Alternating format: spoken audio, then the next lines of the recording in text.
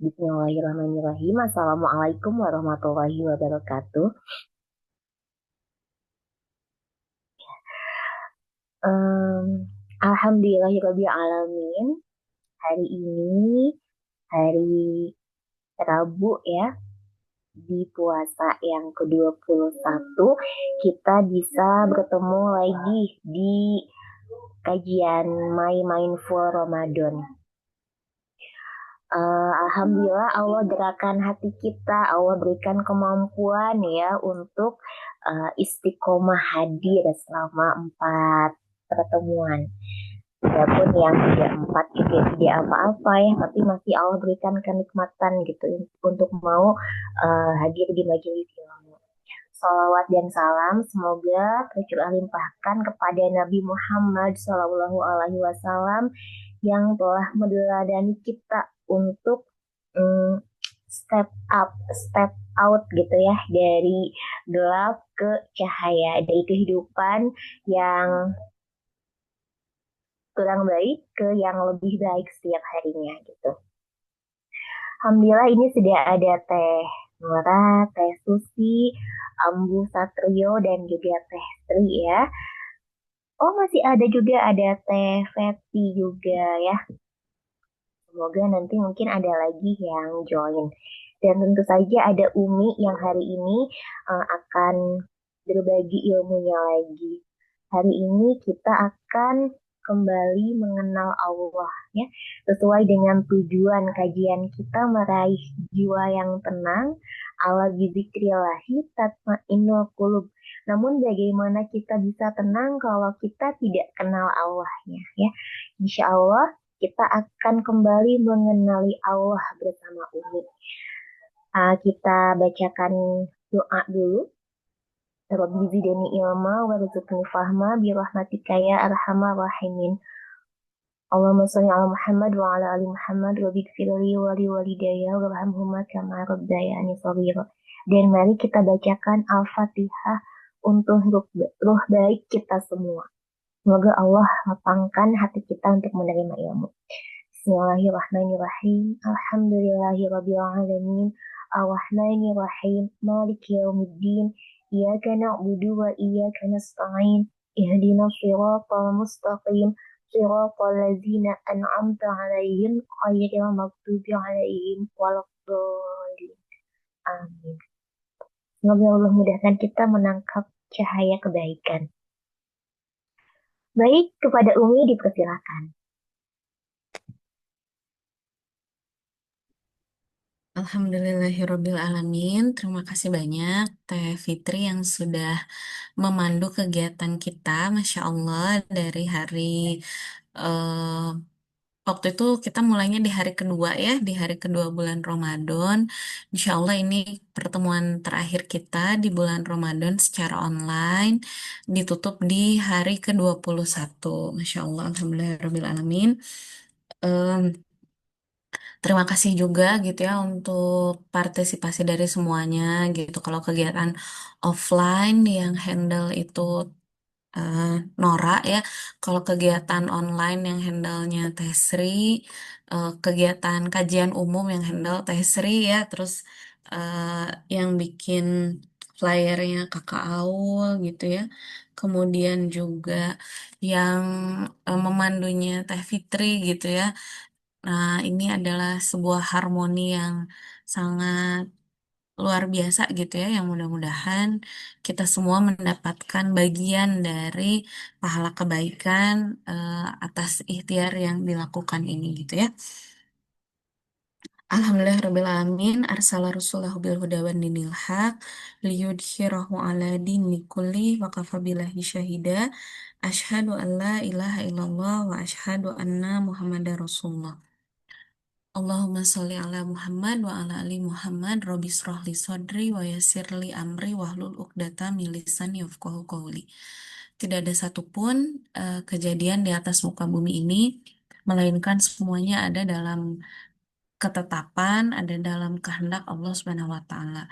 Maka insya Allah kebersamaan kita di pagi hari ini pun adalah satu di antara ketetapan yang Allah berikan kepada kita semua. Insya Allah di dalamnya ada kebaikan, ada merupakan bagian dari doa-doa kita yang selama ini dipanjatkan ya, dan mudah-mudahan ini menjadi salah satu wasilah bagi perbaikan diri kita ya, insya Allah, amin ya Allah ya Rabbal Alamin. Nah, hari ini tuh kita belajar bersama mengenai rangkaian yang menjadi satu kesatuan utuh gitu ya. Kalau diibaratkan adalah sebuah puzzle gitu, maka pertemuan kita hari ini tuh adalah penutup gitu ya. Setelah sebelumnya kita mempelajari mengenai kesadaran gitu ya, mempelajari tentang bagaimana diri kita sendiri, kemudian cara tenang itu seperti apa. Nah, maka hari ini tuh kita belajar gimana sih kita menemukan Allah di saat dunia menjauh gitu ya. Nah, eh, kita belajar dari masalah utama gitu. Jadi masalah utamanya gitu kan. Nah, kenapa kita belajarnya tentang konsep guroba gitu ya. Terasing gitu kan. Orang-orang yang terasing tapi insya Allah nantinya beruntung gitu ya. Nah, jadi masalah utama kita hari ini gitu ya. Kita itu mencari validasi lewat kacamata manusia gitu. Nah, sehingga validasi itu tuh tentu saja akan sangat melelahkan gitu ya. Tentu akan sangat banyak yang tidak bersesuaian gitu kan. Terus juga pada akhirnya tidak akan pernah membawa kita pada ketenangan yang sejati gitu. Nah, maka kita mulai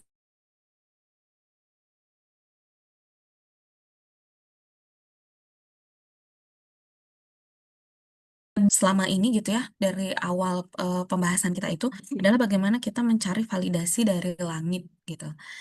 Nah, kita tuh sering melakukan ya yang namanya eh apa ya?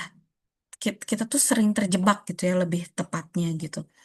Kita tuh terjebak dalam cinta bersyarat yang ada di dunia gitu kan. Misalkan gitu ya. Kita tuh punya standar gitu kan, bahwa oh yang namanya orang tua itu orang tua idaman itu yang seperti ini gitu kan, idealnya itu orang tua itu yang memberikan rasa aman, yang memberikan rasa tenang gitu kan, yang memenuhi semua kebutuhan kita gitu. Nah, sehingga pada saat kita mendapati yang sebaliknya gitu ya, kita kemudian merasa jadi orang yang paling malang di dunia gitu kan. Kayak misalkan, oh kita punya ayah yang kasar misalkan gitu ya. Ibu kita sangat suka mengkritik gitu. Sehingga di dalam bayangan kita, kita sulit gitu untuk merepresentasikan Allah yang memiliki sifat alatif gitu. Gimana ya alatif itu gitu? Karena yang kita rasakan orang-orang terdekat di sekeliling kita itu nggak ada yang latif gitu ya, nggak ada yang lembut gitu. Kemudian juga kelihatannya itu sulit gitu ya bagi kita. Sebentar.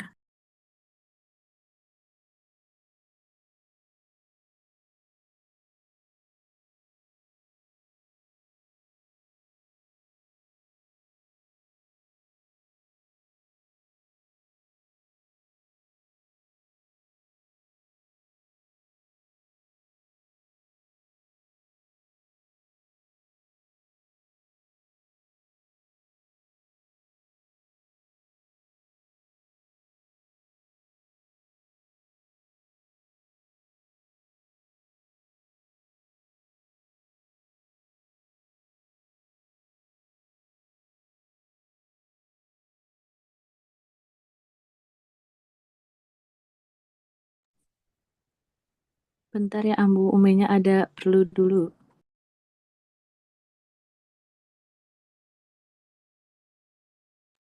Iya barusan nggak ada suaranya si Abi mau berangkat. Ya, kita lanjutin ya. Nah, tadi kita ulang dulu sedikit ya. Jadi pada saat kita berada gitu kan, kita selama ini selalu berada di mode ideal gitu ya. Dari society kita dikasih tahu bahwa oh yang namanya orang tua tuh harus begini, harus begini, harus begini gitu. Sehingga pada saat kita mendapati kenyataan gitu ya, misalkan orang tua kita itu punya kelemahan gitu, pasti mereka juga sebetulnya tidak bermaksud untuk bersikap jahat gitu ya, atau tidak bermaksud untuk menyakiti kita gitu. Tapi itulah satu-satunya cara yang pada saat itu gitu ya mereka yakini kebenarannya gitu ya. Em, dari keterbatasan ilmu yang dimiliki gitu kan, dari keterbatasan kesempatan yang dimiliki gitu, pengalaman yang dipunya gitu, dan mungkin mereka sendiri juga membawa luka yang mungkin tidak bisa kita bayangkan gitu ya. Nah, sehingga seringkali gitu tuntutan itu tuh membuat kita merasa harus berprestasi untuk dicintai gitu kan, membuat kita harus sempurna, membuat kita harus selalu bisa menyenangkan hati semua orang gitu, sehingga pada akhirnya orang lain juga akan suka sama kita gitu, terus juga Allah juga akan suka sama kita gitu. Jadi pada akhirnya tuh jadi people pleaser gitu kan, kita em, mengasosiasikan cinta Allah itu turun seperti cintanya manusia sama kita gitu. Jadi ketika hal-hal ideal itu tidak kita temukan, maka kita jadi sulit gitu untuk merasakan bahwa Allah itu maha lembut, bahwa Allah itu maha luas cintanya gitu. Padahal sebetulnya Allah itu bukanlah cerminan orang tua kita gitu ya. Orang tua kita itu betapapun mereka mulia di sisi Allah Subhanahu wa taala gitu kan, tetap saja mereka adalah manusia yang penuh dengan keterbatasan gitu. Sehingga kita tidak bisa gitu kan mengasosiasikan gitu. Oh, kalau misalkan orang tua aja, orang yang paling dekat sama aku melakukan ini sama aku, maka mungkin ya memang Allah juga kayak gini. Nah, nggak boleh punya pikiran seperti itu, gitu ya. Kita harus yakin bahwa Allah itu maha luas cintanya gitu, dan tidak membutuhkan syarat gitu ya pada diri kita untuk kemudian dicintai gitu. Nah, dalam salah satu hadis Rasulullah Shallallahu Alaihi Wasallam yang diriwayatkan oleh Imam Ahmad, itu Rasulullah Shallallahu Alaihi Wasallam itu pernah ditanya, sebenarnya siapa sih orang asing yang beruntung itu gitu ya. Nah, ternyata Rasulullah Shallallahu Alaihi Wasallam itu menjawab, orang asing yang beruntung itu adalah orang yang melakukan perbaikan ketika manusia lainnya rusak gitu ya. Jadi ketika semua orang mengejar validasi gitu ya, maka ada orang yang melakukan perbaikan ke dalam dirinya sendiri gitu. Nah, jadi bisa dikatakan em, perubahan itu datang dari belajar gitu ya, membaca dan berefleksi gitu kan. Nah, tapi seringkali kalau cuman kita melakukannya dengan kognitif gitu, bisa jadi itu tuh tidak selesai sampai ke akarnya gitu.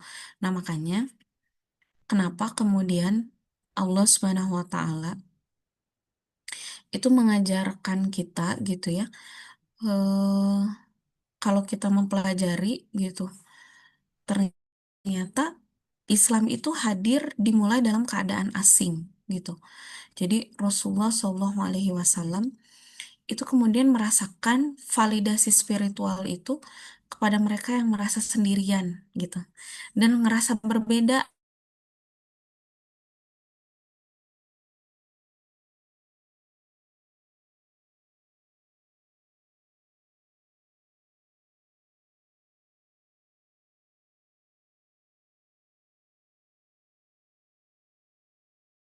Kemudian tanda bahwa kita berada di jalan yang benar gitu.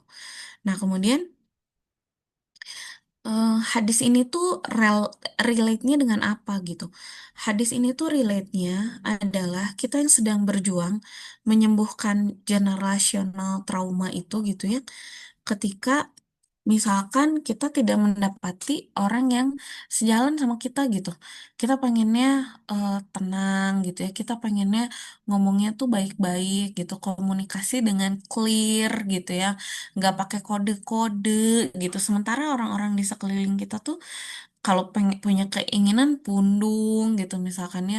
Kalau punya keinginan marah-marah gitu. Ngasih kode gitu. Terus suka memberikan kritik tajam gitu. Sehingga pada akhirnya kita belajar gitu, kita melek bahwa kita tuh harus memperbaiki gitu. Dan rantai lukanya itu, rantai traumanya itu, rantai keburukannya itu udah putus aja sampai di kita gitu. Nah, jadi eh orang yang soleh di antara kita itu adalah orang yang tetap bisa gitu ya berbahagia gitu ya walaupun kita tuh nggak sama kayak yang lain gitu karena kita ngerasa kita harus berbeda gitu karena kita pengen keadaan yang lebih baik gitu ya jadi ketika kita mendengar oh kata Rasulullah SAW orang yang paling baik di antara kita itu adalah orang yang paling baik akhlaknya. Nah, tapi paling baik akhlaknya ini bukan ada eh, term termnya gitu. Jadi nggak pakai syarat gitu. Dimanapun, bagaimanapun keadaan kita, kita tetap baik-baik aja gitu kan. Ada orang istilahnya tuh ada kamera atau nggak ada kamera gitu ya. Kita tuh tetap menjadi orang yang baik gitu. Nah, sehingga pada saat seperti itulah gitu kita ini mau belajar gitu gimana caranya mulai sekarang tuh kita tuh berarti kalau mau kayak gitu, berarti kan kita harus lebih banyak melihat ke dalam gitu ya. Bagaimana kita menyadari apa sih yang sebetulnya membuat kita suka marah-marah gitu ya, mudah tertrigger gitu. Karena sebetulnya itu semua adalah akumulasi gitu ya. Jadi sikap kita yang misalkan kita suka ketus gitu ya, kita suka marah-marah, itu tuh adalah akumulasi ya, akumulasi dari kekecewaan yang sering disembunyikan gitu ya. Kekecewaan yang sering di-repress gitu dengan ungkapan gak apa-apa kok gitu ya, tapi tahu-tahu bantal di kasurnya tuh basah gitu kan ya. Nah, jadi kita belajar untuk menjadi diri kita yang sejujurnya gitu. Kita belajar untuk menjadi diri kita yang sesungguhnya, yang sebenarnya gitu. Jadi sekali lagi, eh, Allah itu bukanlah cerminan dari orang-orang terdekat yang mungkin pernah menyakiti kita gitu ya.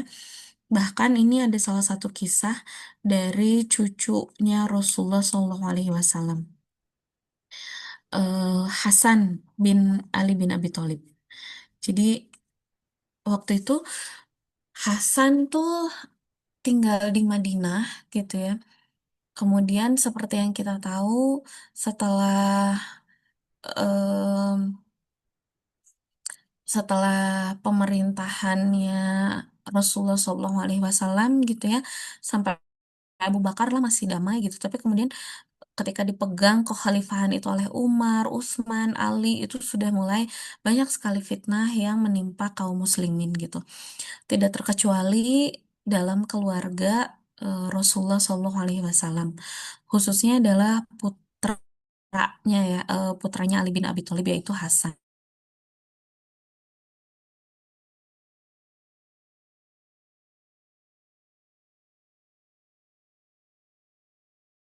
Dengan orang-orang yang tidak suka dengan kepemimpinan Hasan gitu. Mereka menjanjikan harta kekayaan yang sangat banyak, sementara yang kita tahu memang kehidupan Ali bin Abi Thalib dan keluarganya itu sangat sederhana gitu ya.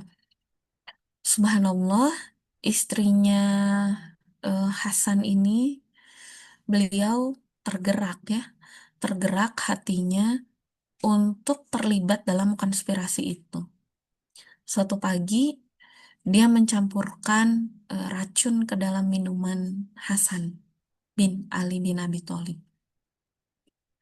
Kemudian ketika akan memberikannya kepada Hasan, ada sih keraguan gitu ya.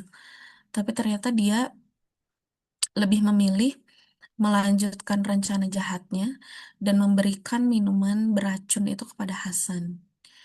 Karena yang memberikannya adalah orang yang paling dicintainya, karena yang memberikannya adalah orang yang paling dekat gitu ya. Jadi pada saat itu Hasan ya tentu saja tidak punya pikiran buruk gitu. Diminumlah air beracun itu gitu. Sampai kemudian eh, Hasan kesakitan gitu ya. Jadi dalam riwayatnya itu beliau mengatakan perutnya itu seperti ditusuk-tusuk dengan ribuan pisau dalam satu waktu. Kemudian setelah 3 hari sakitnya itu semakin parah gitu ya, Hussein datang gitu ya, Hussein menemani, kemudian Hussein bertanya gitu, eh siapa yang melakukannya gitu. Kemudian Hasan hanya mengatakan, aku sudah pernah meminum 3 racun. Dan racun ini adalah yang paling menyakitkan gitu ya. Yang paling berat yang tidak bisa aku tahan katanya gitu. eh Dahinya mulai berkeringat gitu ya. Sebagian tubuhnya mulai dingin gitu. Kemudian Hussein bertanya lagi, eh siapa yang melakukannya gitu ya. Kemudian Hasan mengatakan seperti ini, eh damaikanlah siapapun yang berselisih di antara kita setelah aku tiada gitu ya. Jadi Hasan itu sampai di akhir hayatnya tetap bersabar gitu ya. Walaupun yang memberikan racun, walaupun yang menyakiti tubuhnya itu adalah orang yang bisa saja gitu ya, bisa saja diberikan hukuman gitu. Tapi kemudian Hasan tidak memilih itu gitu. Hasan lebih memilih adanya kedamaian gitu di sekeliling. Sehingga setelah 3 hari menanggung racun yang sangat berat itu, akhirnya Hasan bin Ali bin Abi Thalib meninggal dunia gitu. Nah, jadi sebetulnya seringkali kesadaran kita itu gitu ya, eh, Allah Subhanahu wa Ta'ala itu menghadapkan kita dengan dengan sesuatu yang mustahil gitu ya. Kita tuh ngeliatnya kayak masa sih gitu kan, seringnya kayak gitu ya. Masa sih ih, nggak nyangka ya gitu kan. Nah, itu tuh sebetulnya ketika banyak hal tidak sesuai dengan kaidah idealnya gitu. Itu tuh sinyal gitu bahwa sebetulnya perjalanan kita tuh nggak cukup di sini gitu ya. Nggak kompatibel lah gitu di jiwa kita itu dengan hal-hal yang sangat remeh seperti itu gitu. Kita tuh akan melewati sebuah perjalanan yang panjang karena yang mau kita lewati adalah perjalanan pulang yang paling jauh gitu. Karena perjalanan pulang kita itu bukan perjalanan yang kembali ke tempat asal gitu ya, atau pulang ke kampung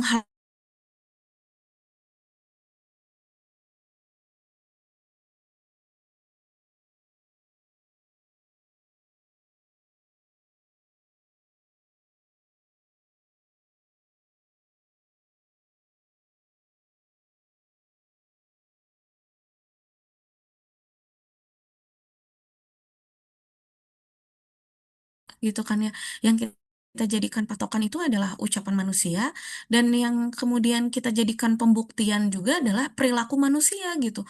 Maka selamanya kita tidak akan pernah bisa mendapatkan gitu ya, jiwa kita ini tercukupi oleh hal-hal yang sesungguhnya penuh keterbatasan gitu ya. Nah, selanjutnya yang kedua, Allah Al-Khafid dan Ar-Rafi ya.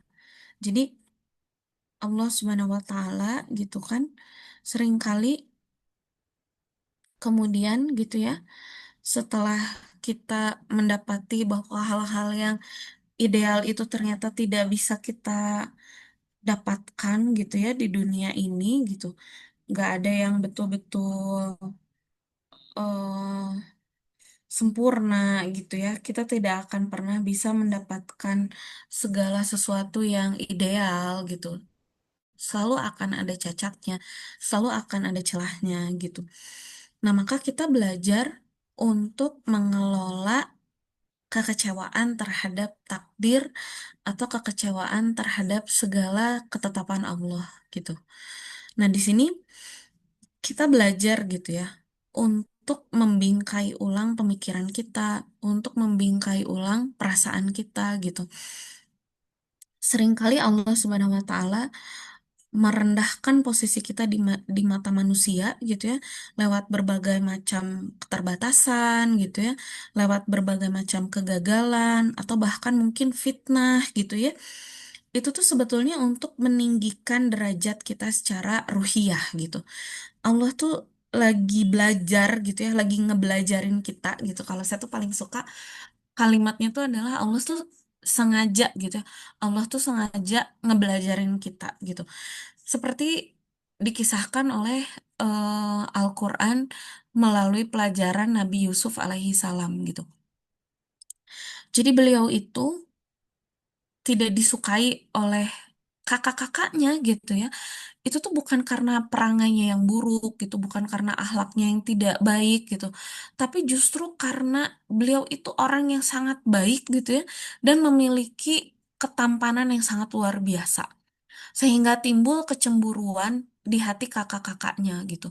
Dan mereka nggak suka gitu sama Nabi Yusuf, sehingga kemudian Nabi Yusuf ini dimasukkan ke dalam sebuah sumur gitu ya, ditinggalkan. Kemudian kakak-kakaknya ini pulang ke rumah dan mengatakan kepada Nabi Yakub bahwa Nabi Yusuf dimakan serigala gitu ya.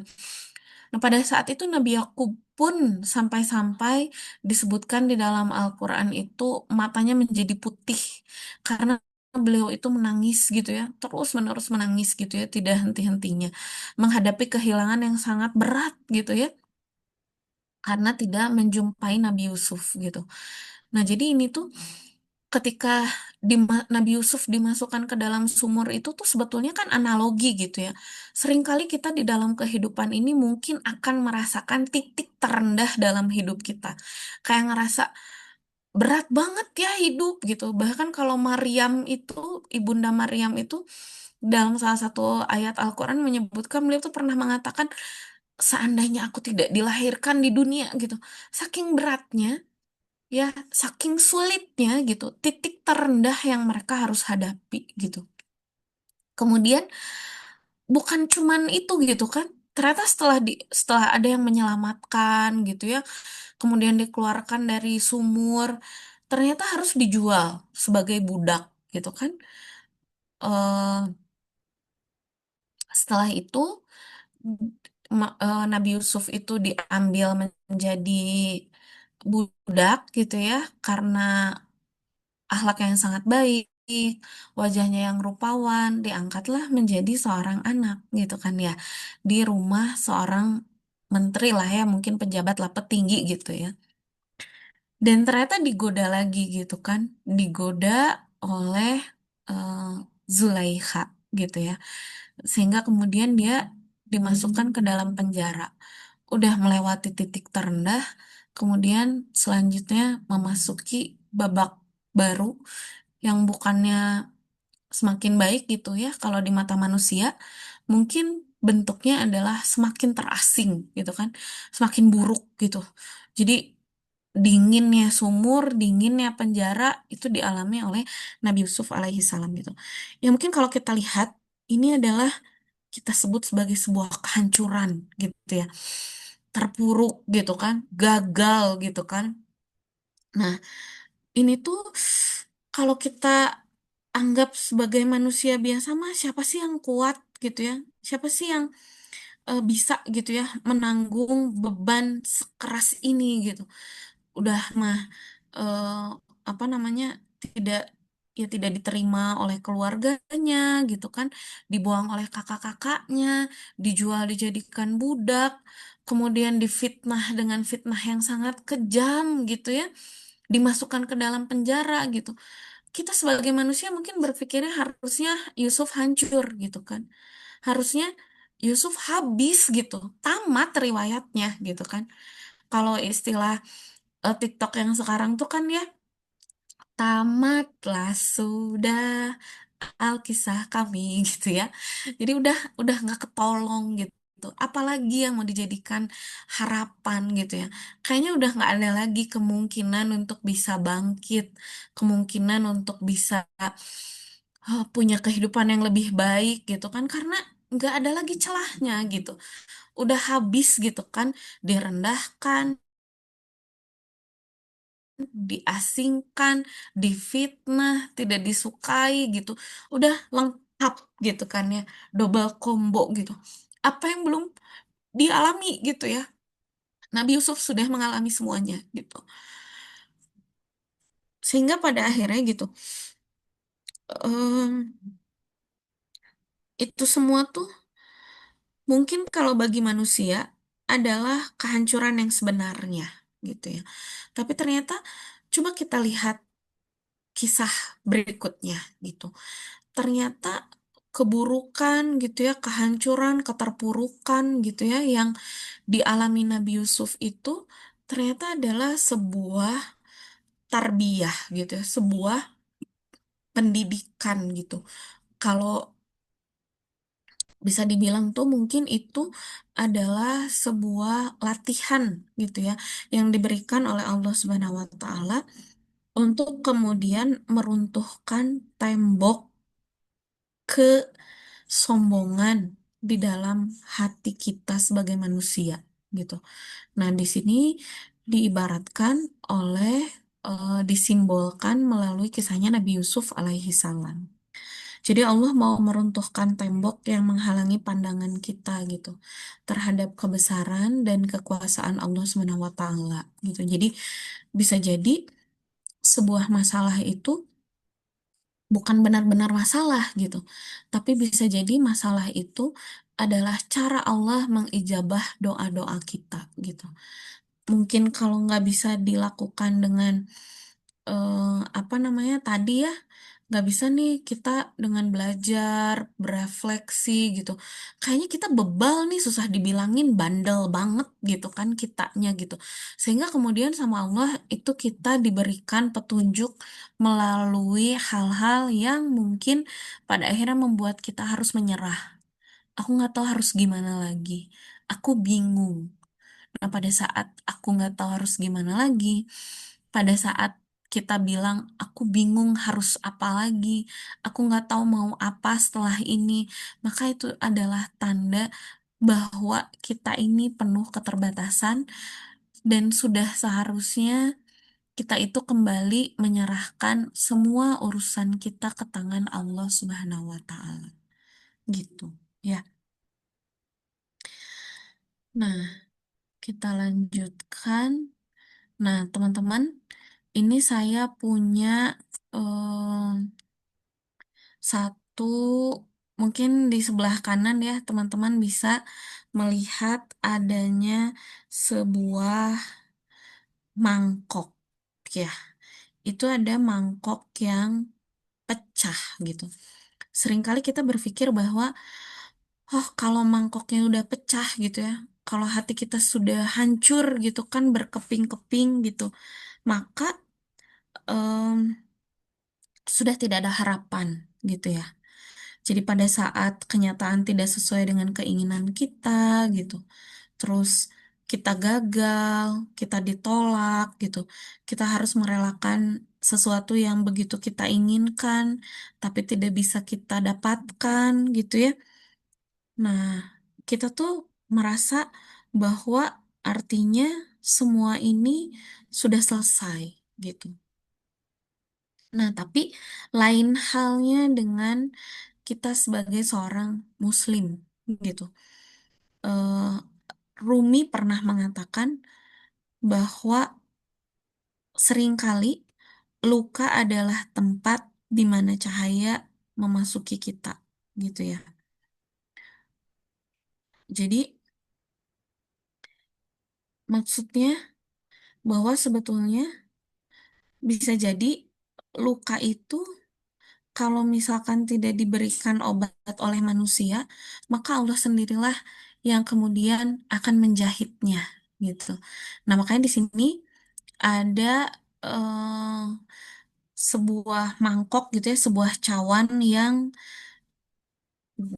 kelihatan ya itu ada pecahan-pecahannya gitu ya.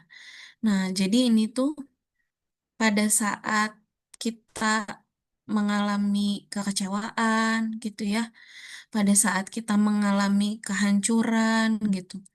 Bisa jadi ini adalah cara Allah memperbaiki dan bahkan merawat luka kita tanpa disembunyikan gitu ya. Semua lukanya tetap eh, dibiarkan terlihat gitu kan. Tidak ada yang ditutupi gitu.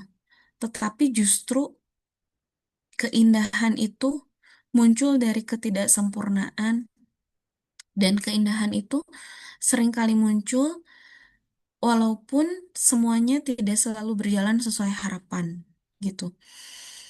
Nah, sehingga kita mulai sekarang tuh belajar gitu ya, bahwa sebetulnya luka yang mungkin gak pernah kita dengar kata maafnya gitu ya, gak pernah minta maaf orangnya, gak pernah sadar, gak pernah mengakui, itu tuh sebetulnya bukan kegagalan gitu ya, tapi itu peluang kita untuk bisa tumbuh dan dipulihkan oleh Allah yang maha memelihara semua jiwa kita gitu ya.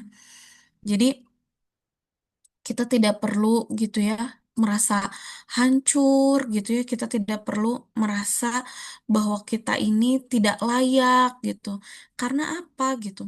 Karena sebetulnya retakan-retakan yang disatukan kembali itu oleh Allah Subhanahu wa taala gitu ya dan bahkan dibiarkan terlihat gitu. Dan bahkan itu nampak gitu ya. Nah, ini justru menjadi penanda gitu banyaknya cerita dan perjalanan yang sudah kita lewati gitu. Dan semua cerita itu tuh bukan sesuatu ya, cacat yang harus dihilangkan gitu ya. Tapi ini adalah sebuah jejak perjalanan hidup manusia biasa yang memang layak untuk diterima gitu. Seperti kisahnya Nabi Yusuf gitu ya. Seperti kisahnya Ibunda Maryam, seperti kisahnya Nabi Muhammad SAW gitu. Justru dari cerita, justru apa dari kisah Rasulullah SAW pun kan pada saat itu pernah bertanya gitu ya kepada Khadijah gitu, mempertanyakan gitu ya dirinya sendiri gitu, saking beratnya gitu. Dan ternyata sampai hari ini 1447 tahun gitu kan, ternyata kaum muslimin itu makin banyak, makin kokoh gitu ya, tetap banyak orang yang mencintai beliau gitu.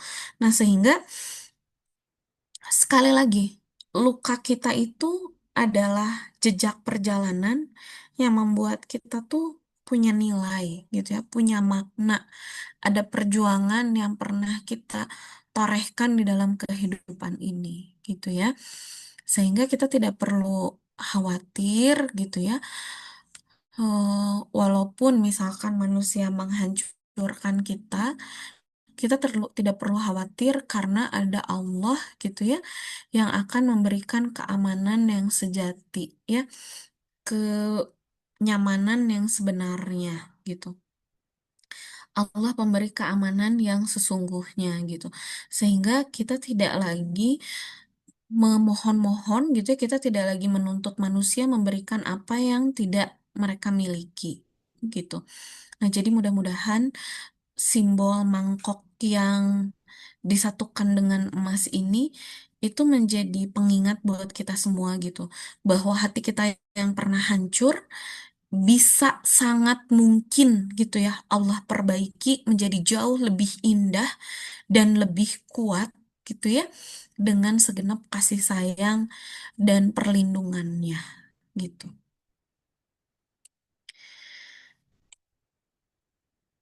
Ibnu Athaillah Al-Iskandari pernah berkata dalam kitabnya Al-Hikam ya. Jadi kata beliau, boleh jadi Allah membukakan pintu ketaatan, tapi dia tidak membukakan penerimaan, gitu ya. Tapi boleh jadi dia menimpakan dosa atau luka, namun itu menjadi sebuah jalan menuju Allah, gitu. Jadi bisa jadi hati kita tuh harus dibuat retak gitu ya. Hati kita tuh harus dibuat nggak berdaya gitu, supaya cahaya Allah bisa masuk ke dalamnya gitu. Karena bisa jadi hati yang merasa utuh dan kuat sendirian itu punya peluang untuk merasa sombong, merasa tidak butuh sama pertolongan dan bantuan Allah Subhanahu wa taala gitu ya.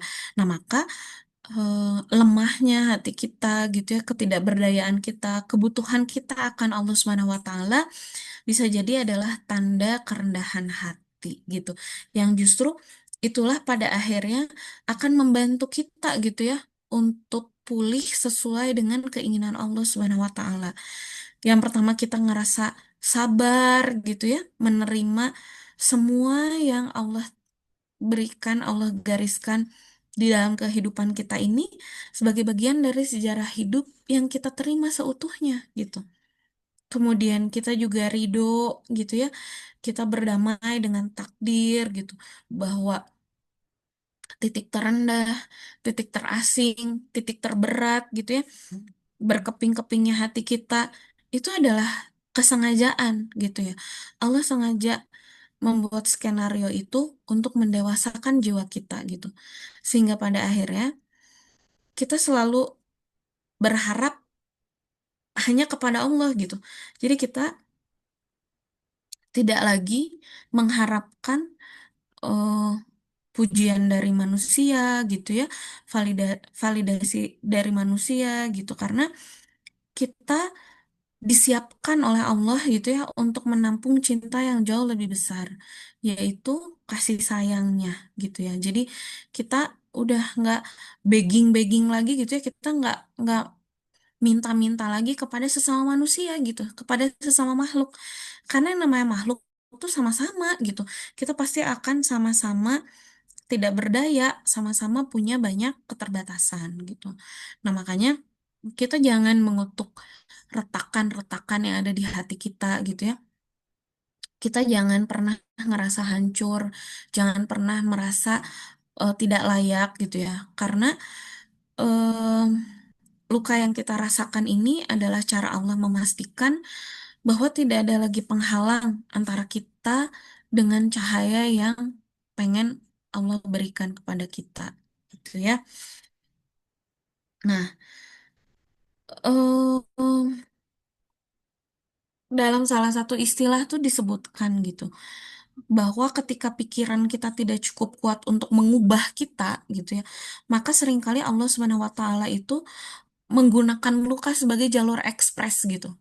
Orang tuh kan kayaknya kalau kalau lagi baik-baik aja gitu ya, jarang sekali ada yang berusaha mengenali diri, ada yang melihat ke dalam hati gitu.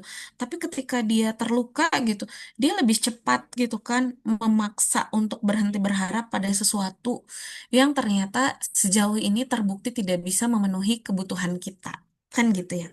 Nah, sehingga hati yang terluka tuh biasanya lebih cepat menemukan Allah gitu daripada pikiran kita yang ternyata dipenuhi dengan teori-teori gitu ya, simbol-simbol gitu. Karena pada saat kita terluka gitu, kita itu tidak lagi bicara tentang tahu atau tidak gitu, tapi kita bicara tentang apa yang sedang kita butuhkan sebenarnya gitu ya. Nah, sehingga mungkin selama ini kita udah sering banget dengar ceramah tentang tauhid gitu, yang seharusnya sih membuat pikiran kita lebih terbuka gitu ya. Tapi seringkali kita belum benar-benar berubah gitu. Maka kemudian Allah Subhanahu wa taala mengizinkan hati kita untuk merasa terluka gitu, agar kita tidak punya pikiran lain selain yang memang memohon pertolongan kepada Allah gitu ya. Sehingga di eh, penghujung Ramadan ini, izinkan diri kita untuk melihat luka-luka yang kita punya itu adalah dorongan gitu ya, adalah akselerasi gitu ya. Kasih sayang Allah supaya kita tidak stagnan, supaya kita nggak stuck dalam kenyamanan yang pada akhirnya tuh justru membuat kita tidak bertumbuh gitu ya. Nah, jadi kita kita terima gitu ya semua yang kita alami gitu kan. Kita kita hadapi gitu diri kita gitu karena kita yakin bahwa sebetulnya akan ada emas gitu ya. Akan ada emas gitu yang kemudian menjahit luka-luka kita gitu. Tapi kita harus berani menghadapinya gitu ya. Nah, kemudian gimana nih caranya gitu kan ya. Nah, seni memutus diri dari segala ketergantungan ini paling tidak caranya ada tiga. Yang pertama, ini sudah pernah saya bahas juga di, oh ini saya bahasnya kemarin ya waktu sekalian kajian offline di hari Ahad ya. Jadi yang pertama adalah uzlah ya. Rasulullah Shallallahu Alaihi Wasallam gitu kan itu terbiasa menyendiri gitu ya. Kita berusaha menemukan Allah dalam keheningan gitu. Jadi kita jangan FOMO gitu ya. Kita belajar menjaga jarak gitu ya. Kita belajar untuk tidak ikut-ikutan gitu sehingga kita punya kesempatan untuk berkontemplasi gitu ya. Untuk merefleksikan perjalanan hidup kita gitu. Nah, ini akan membantu kita memiliki pikiran yang lebih jernih gitu. Kemudian yang kedua adalah melakukan secret good deeds ya. Atau kalau saya sering banget menyampaikan itu adalah punya amalan andalan. Jadi kita harus punya satu amal andalan yang kita tuh ngerasa kita tuh sudah memenuhi janji kita sama diri sendiri gitu. Jadi ini tuh menjadi satu kebaikan yang apa ya, yang kita jadi ibaratnya tuh kita jadikan jadi tali gitu, tali yang menghubungkan kita dengan Allah Subhanahu Wa Taala gitu ya. Dan yang terakhir adalah digital detox ya. Jadi eh, mulai kurangi, batasi gitu kan, scrolling-scrolling gitu karena seringkali perasaan-perasaan buruk kita itu gitu ya, merasa tidak layak, merasa tidak baik, merasa ya hal-hal yang nggak enak itu seringkali karena kita membandingkan diri kita dengan orang lain gitu ya, sosial media dumping. Nah, makanya kita lakukan detoksifikasi gitu ya, kita kurangin aktivitas kita di media sosial, khususnya kalau scrolling gitu kan. Kalau kita buat itu untuk apa mendengarkan kajian gitu ya, mempelajari sesuatu, itu insya Allah baik gitu ya. Nah, eh, sebagai penutup gitu ya, sebagai penutup,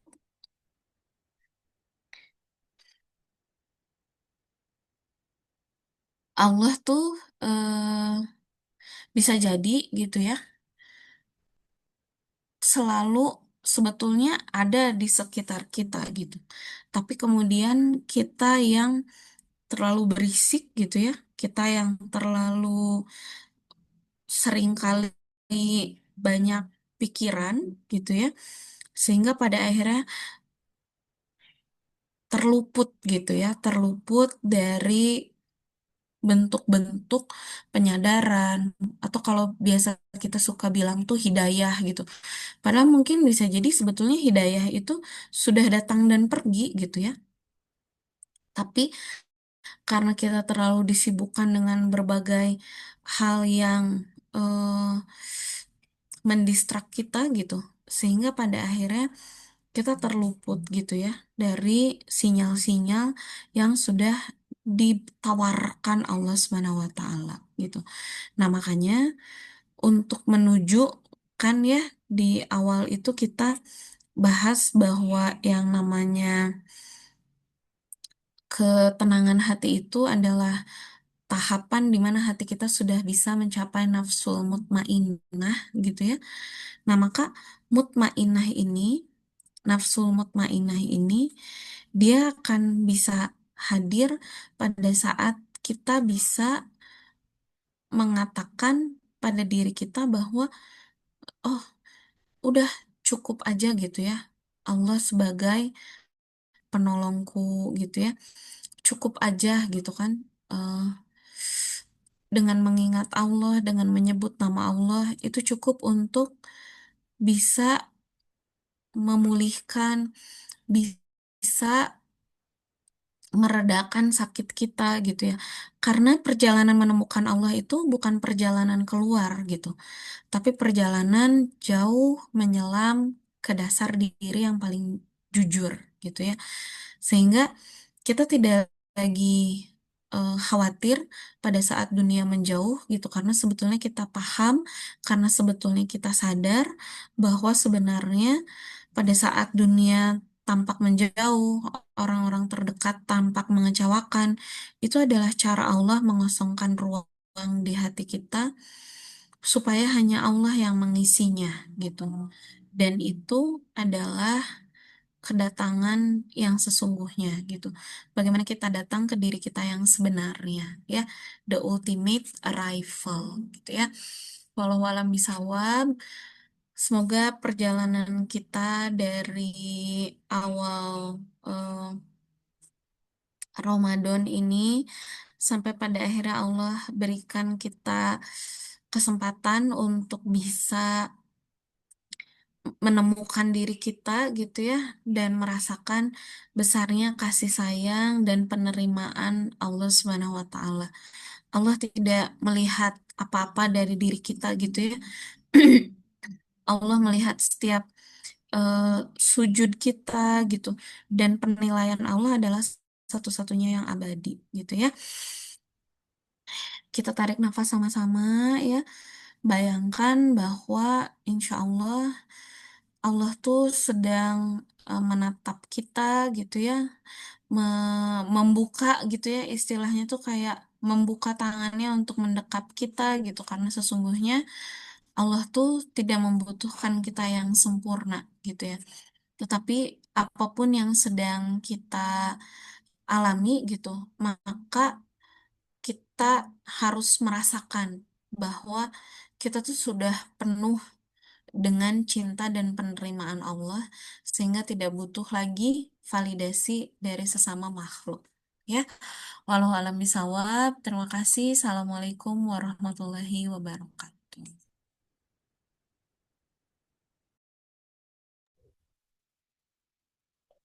Waalaikumsalam warahmatullahi wabarakatuh. Jazakumullahu khairan kasihan Umi.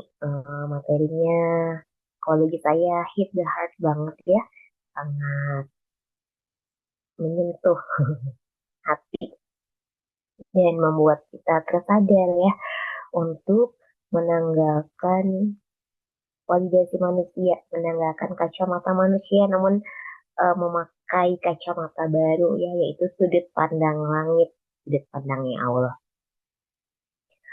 Baik, mungkin akan ada yang ditanyakan atau mau didiskusikan mungkin. Boleh teman-teman? Atau ditanggapi gitu ya, atau Iya, memberikan testimoni, boleh juga ya, mm-mm. Teh Fitri ya? Iya boleh, iya boleh. Boleh. Mau dari siapa dulu? Silahkan.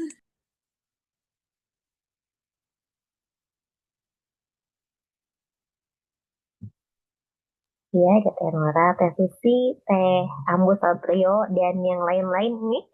Bagaimana materinya?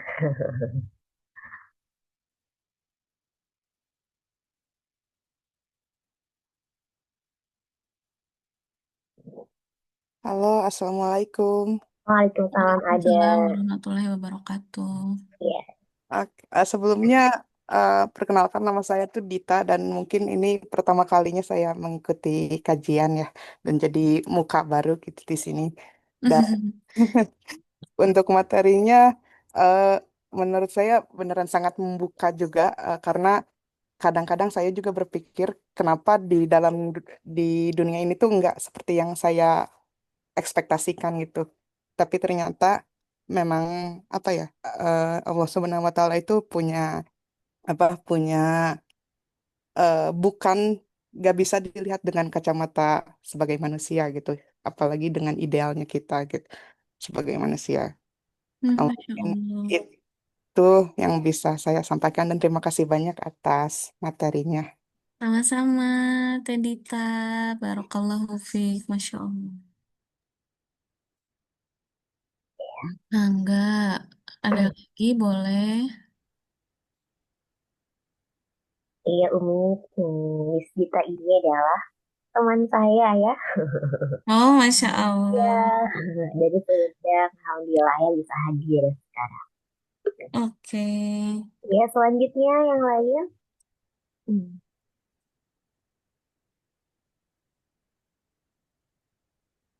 Teh Nora, Teh Tri, barangkali.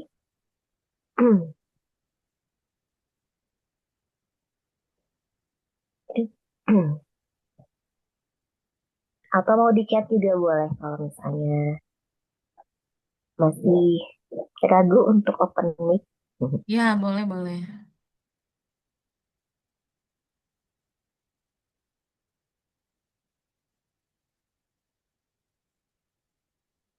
Kalau saya tuh tadi itu Mi yang Hasan ya, subhanallah banget ya. eh Ya maksudnya eh, itu kan dihianati ya berarti sama istrinya gitu. Namun Mm-mm. beliau tuh ya Masya Allah mungkin ya itulah ya berubah gitu. Jadi pikirannya memang udah nggak udah luar biasa gitu. Sehingga ketika saudaranya nanyain juga tetap memilih untuk tidak menceritakan apa yang sebenarnya ya dan apa yang dia bilang damaikanlah setiap orang yang berselisih sepeninggalku itu subhanallah ya dia muslim banget berarti selamat dan menyelamatkan hanya itu gitu ya Mm-mm. nggak lagi mikirin tentang mungkin apa ya sakit hati atau yang nggak ada Mm-mm. dendam Mm-mm. gitu subhanallah banget ya. Mm-mm. Betul. Iya, jadi tragis gitu kan, kejam gitu ya, mencengangkan gitu kan. Kalau kita manusia tuh kadang apa suka suka berpikirnya tuh gitu kan. Nah sih kok bisa gitu ya. Kok bisa ya sama yang terdekat lagi ya ih ya Allah Heeh, gitu. kita tuh sering banget gitu ya. Nah sih kok bisa gitu. Sering sering berpikir kayak gitu. Padahal ya bisa gitu. Namanya juga manusia gitu. Nah maka waktu itu tuh Hasan tuh ya betul. Jadi sudah menyandarkan sepenuhnya pada Allah ya. Sehingga yang beliau katakan itu Allah lebih keras balasannya gitu. Iya, Jadi udah yakin aja udah gitu. Udah aja selesai gitu. Jadi nggak ngerasa apa namanya, oh jadi nggak di apa ya, kalau istilahnya tuh nggak diromantisasi lah gitu ya, si si iya, si sakitnya itu gitu ya. Aduh aku tuh ditipu, dikhianati istri sendiri gitu kan, ini tuh sangat mengerikan, menyakitkan. Nah, nggak gitu-gitu gitu ya udah ya, em, sungguh balasan Allah lebih keras gitu. Udah aja. Jadi kan mm-mm, lebih tenang ya, lebih apa ya, yang tadi itu loh. Jadi lebih luas gitu kan, hati mm-mm. tuh nggak repot lah istilahnya gitu kan. Ya, sudut pandangnya luas, hatinya juga lapang dan tentunya Allah bantu ya Teh ya. Mungkin kan ya Ya, Allah yang menyembuhkan dan beliau juga tentunya ada di posisi seperti itu adalah hasil latihan mungkin ya. ya, Nggak ujuk kan itu juga. betul sekali. Baik, Teh Fitri, kalau sudah cukup mungkin boleh ditutup. Iya, ini beneran tidak ada lagi Udah yang cukup ya akan kayaknya. Mm-mm. ya, kalau sudah cukup tidak ada lagi. Ya semoga Allah berikan kita kepakihan ya, kepahaman yang menghunjam kuat di hati kita dan kita ditolong Allah untuk mengamalkan agar kita semakin mendekat pada Allah dan hati kita nyaman, sakinah dan Mm-mm. cukup Allah yang melindungi dan menjaga ya gitu ya. Mm-mm. Terima kasih teman-teman untuk semua partisipasinya dalam kajian My Mindful Ramadan ini. Alhamdulillah sudah tuntas ya Namun insya Allah setelah Lebaran nanti juga kita akan kembali ada kajian-kajian selanjutnya ya yang tentang mental health, yang tentang bagaimana mengelola pikiran kita, perasaan kita agar kita punya kesejahteraan mental, jiwa dan raga ya agar bahagia dan dapat Mhm. menikmati hidup. Karena hidup ini terlalu eh, sayang kalau misalnya waktunya kita buang sia-sia. Tuh. Mhm. Eh, Nanti diinfokan lagi ya Mia kalau untuk yang setelah Lebaran ya mah. Iya, mhm, insya Allah. Untuk sekarang mah kita doakan, kita sama kita saling mendoakan agar kita mendapatkan malam Lailatul Qadar ya di 10 hari terakhir ini. Kita Amin. juga mendapatkan eh, benar-benar keutamaan bulan suci gitu ya. Katanya kan kalau hari-hari terakhir itu apa hari yang berkah gitu, maka semoga Allah mampukan kita untuk memaksimalkannya kayak gitu. Insya Allah. Dan mohon maaf lahir batin apabila selama kita berinteraksi ada banyak kesalahan, kekurangan, dan juga ketidaknyamanan. Semoga kita ketemu lagi nanti pada Lebaran dengan hati-hati yang baru dan jiwa-jiwa yang lebih tenang gitu ya. Amin Dan ya kita Allah. bersahabatnya semakin erat karena terikat oleh kecintaan kita kepada Allah saja. Mari kita tutup saja dengan doa kafaratul majelis. Subhanakallahumma Subhanallah. wa bihamdika asyhadu alla ilaha illa anta astaghfiruka wa atubu ilaik.